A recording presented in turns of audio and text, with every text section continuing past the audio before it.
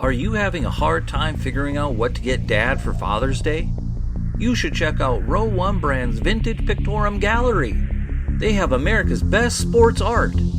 With over 7,200 historic sports prints, you're assured to find something unique for Dad this Father's Day. Instead of a boring old tie, get him a historic baseball photo taken by Henry High Sandom at the historic Polo Grounds Stadium in New York City during the 1894 Temple Cup. Or, if he's an NFL buff, check out the 1963 vintage NFL poster. These are so good looking that you'll be amazed how they turn out. Shop now at sportshistorynetwork.com/row1 and save 15% off your order. This podcast is part of the Sports History Network, your headquarters for the yesteryear of your favorite sport. You can learn more at sportshistorynetwork.com. The Pigskin Past with Joe Zagorski. Topic: the first AFC Championship game. Now, in 1970, the AFL-NFL merger came about. It was long awaited, and people really were looking forward to it, because you almost doubled the amount of teams in pro football. Now you had 26 teams, and of course you had to get 3 NFL teams to move to the new American Football Conference. And those 3 teams were Pittsburgh, Baltimore, and Cleveland. The interconference games in 1970, the NFC won 27, they lost 12, and there was one tie. Naturally, the AFC only won 12 games and lost 27. Now, the first AFC title game was somewhat of a mini Super Bowl when you think about it, because it had an old AFL team, Oakland, taking on an old NFL team, Baltimore. That was one of the teams that moved into the new AFC. So there was kind of like a Super Bowl flavor to it. The date was January 3rd, 1971, and it was at Baltimore's Memorial Stadium.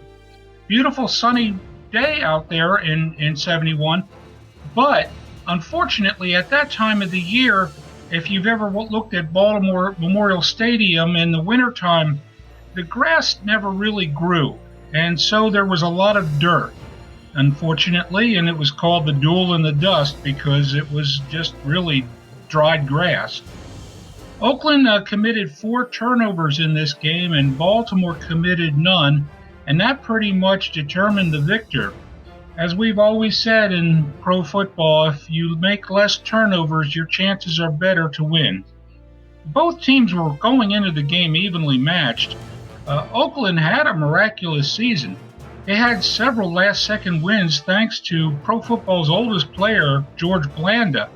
He kicked several really meaningful field goals to help this team, and of course, the Oakland Raiders were still good anyway, even if without those last-minute victories.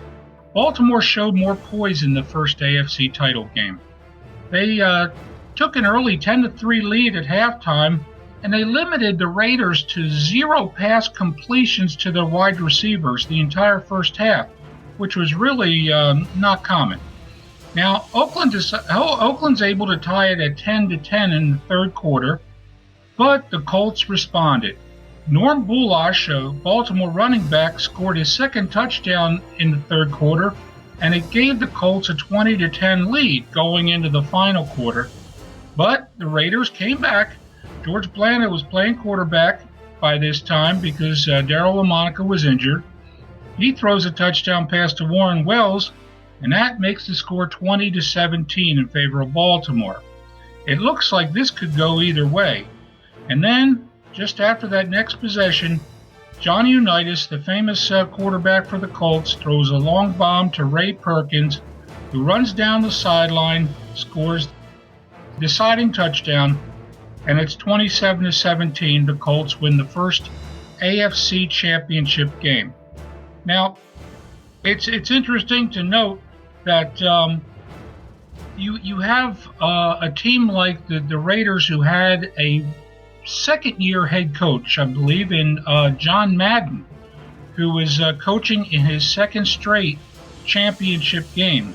And he lost the previous one, and now he lost this one in 1970. The Baltimore coach was a rookie head coach, Don McCafferty, who was brought in, well, he was already there, but he was hired to replace Don Shula. So anyway, it was a long pass for a touchdown in the very first AFC Championship game that won the game for the Baltimore Colts. And they would go on to play in Super Bowl V against the Dallas Cowboys. That's a different story for a different time. Thanks for listening to the Pigskin Past. This podcast is part of the Sports History Network, your headquarters for the yesteryear of your favorite sport. You can learn more at sportshistorynetwork.com.